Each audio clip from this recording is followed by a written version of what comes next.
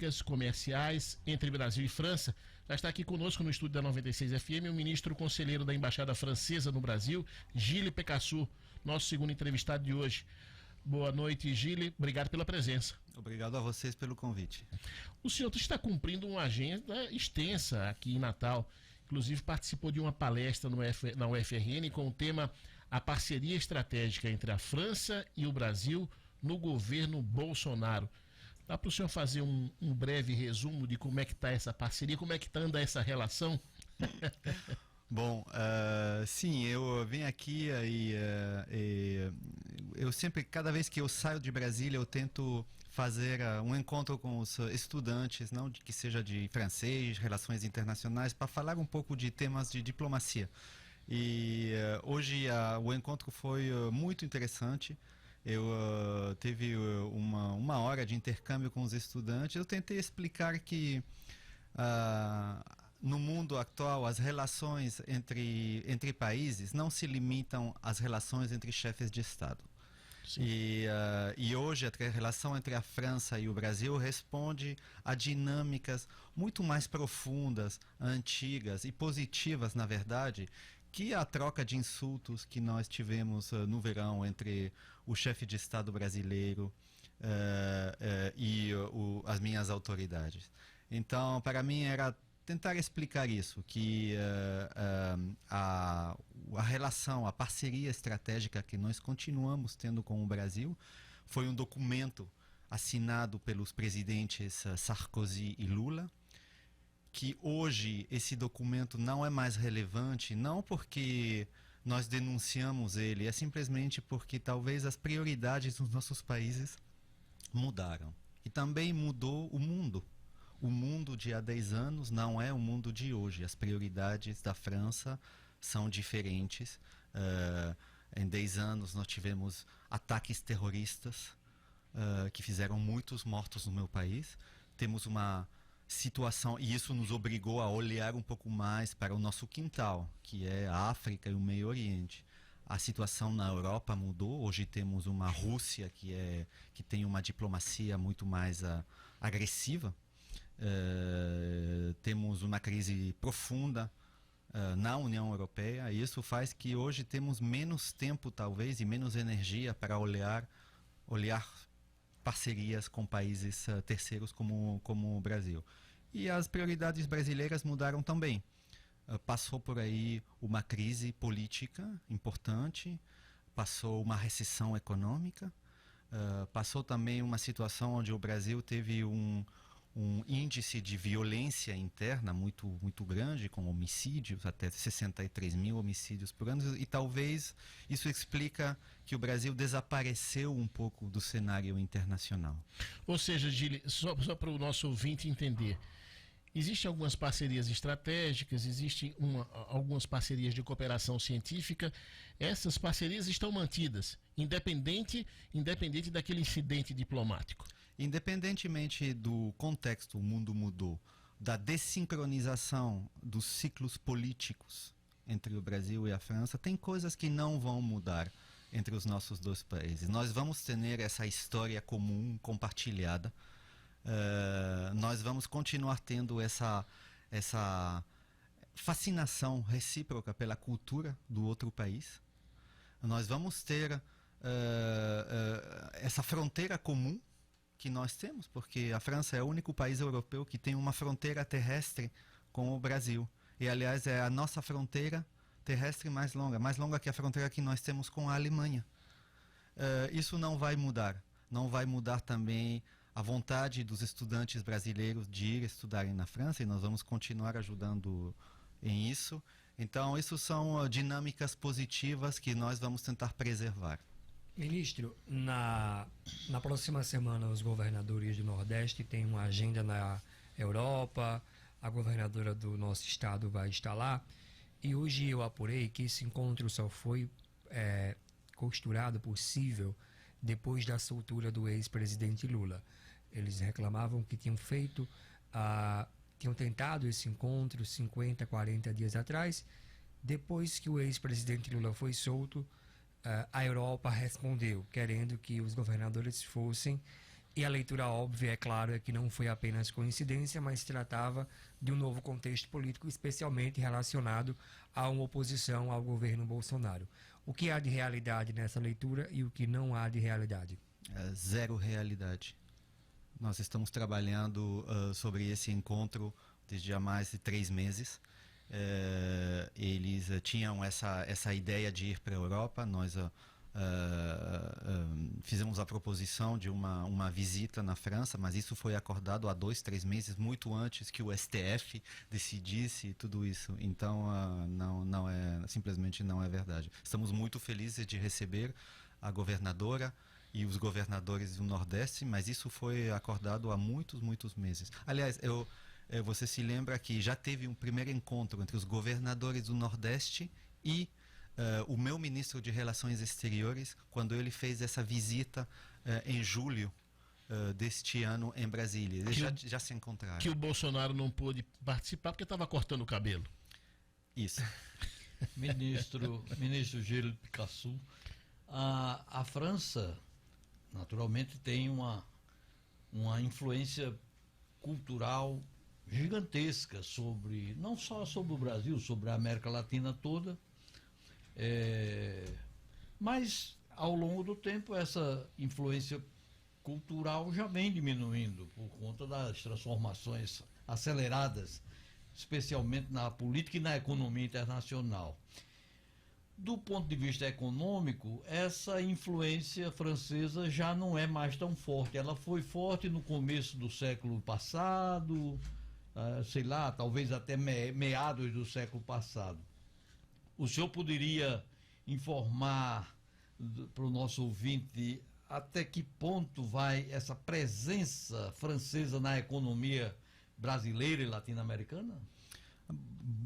Bom, latino-americana eu não posso falar tanto, mas sobre a economia brasileira eu tenho alguns dados que são interessantes e que eu acho que você vai notar interessantes. Nós temos quase 1.000 empresas francesas operando no Brasil, mais ou menos 900. Eles dão emprego a 500 mil de brasileiros, o que faz de nós o primeiro, segundo empregador estrangeiro no Brasil. Essas empresas estão presentes em todos os setores da economia. Eu sei que o setor da energia é muito forte aqui no Rio Grande do Norte e todas as nossas grandes empresas estão presentes aqui também no setor das renováveis, mas também no setor tradicional do petróleo. O senhor podia destacar algumas empresas, ministro, por gentileza? A gente fala Leroy Merlin, Carrefour, quais outras empresas o senhor podia destacar? Bom, temos aqui no Rio Grande do Norte, temos uma empresa que se chama Voltalia, Sim. que é uma empresa privada, que tem 6 parques eólicos já. Sim. E que ganhou em outubro desse ano uma licitação para gerir centrais fotovoltaicas. Isso é um bom exemplo de uma empresa de tamanho, vamos dizer, pequeno, não é uma grande empresa de energia, mas que tem uma exposição muito forte e que fez a aposta do Rio Grande do Norte apostando na economia e no potencial deste estado. Outro fato, nós temos quase 28 bilhões de dólares de estoque de investimento no Brasil, feito nos últimos 30, 40 anos. Isso é considerável, faz de nós o quarto, o quinto investidor estrangeiro no Brasil. Claro que nós perdemos relativamente lugares simplesmente porque outros atores vieram. E nesses 40 anos tem um novo ator importante, que é a China. Sim.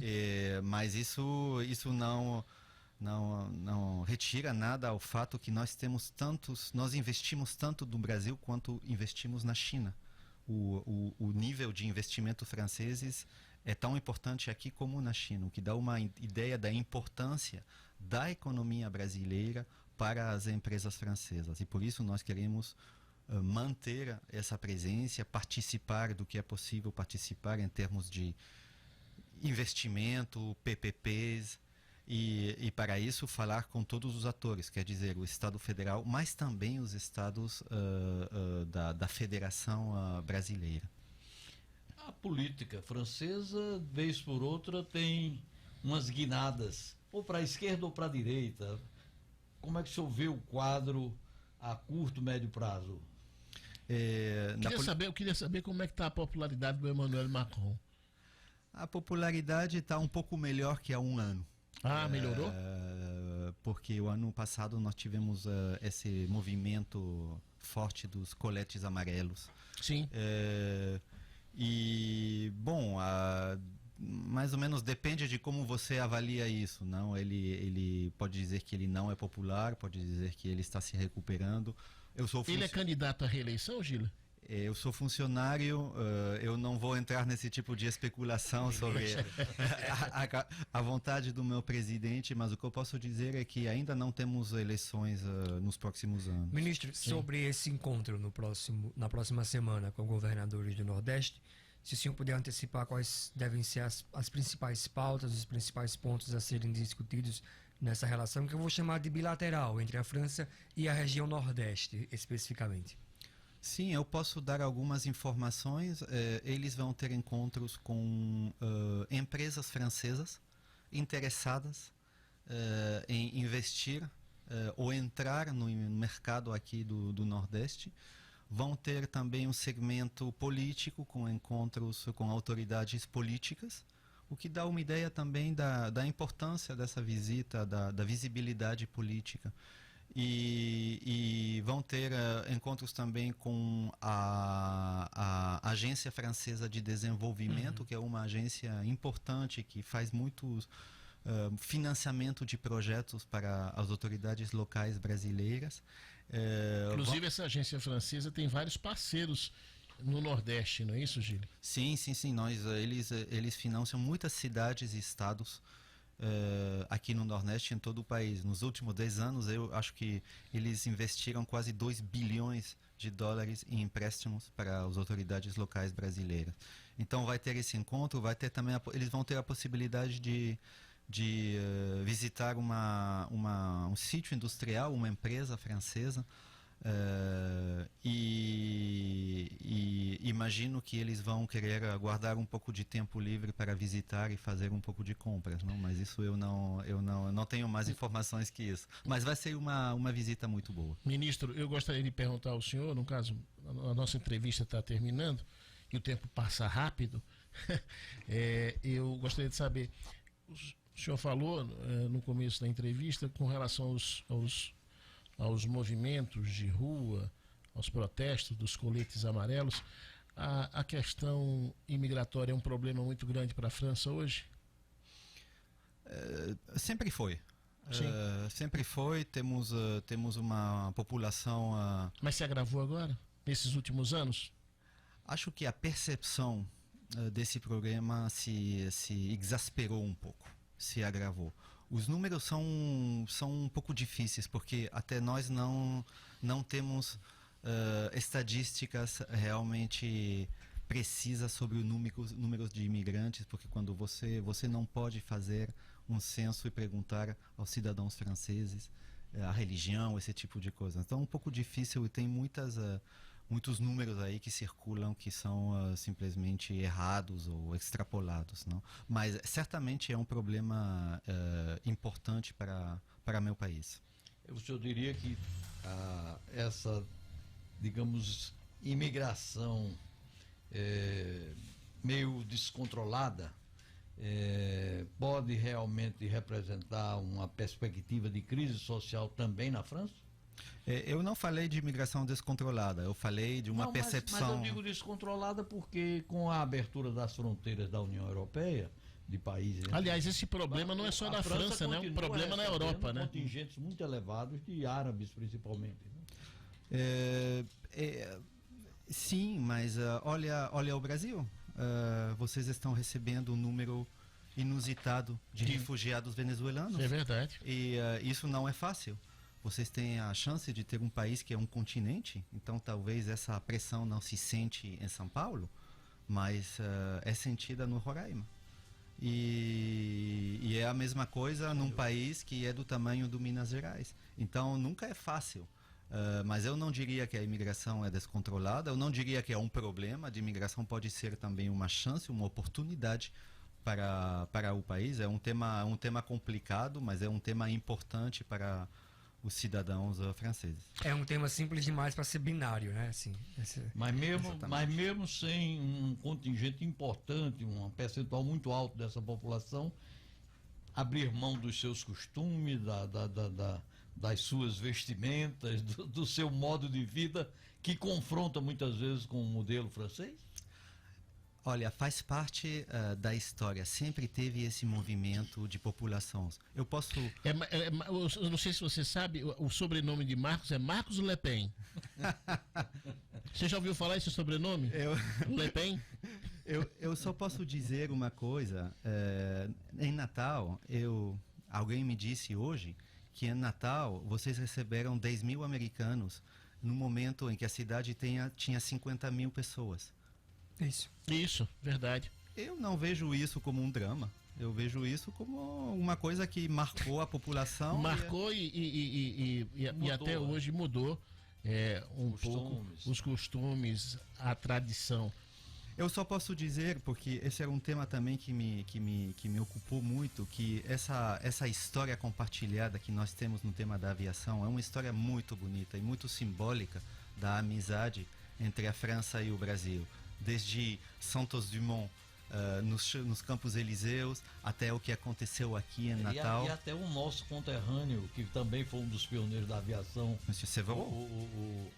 O Augusto Severo, que faleceu lá no Champs-Élysées. Exatamente. É uma história muito bonita e nós estamos tentando comemorar o primeiro voo transatlântico que foi feito pelo Jean Mermoz em 1920, em maio. E vamos ver se podemos fazer uma coisa bonita aqui uma comemoração com as autoridades locais.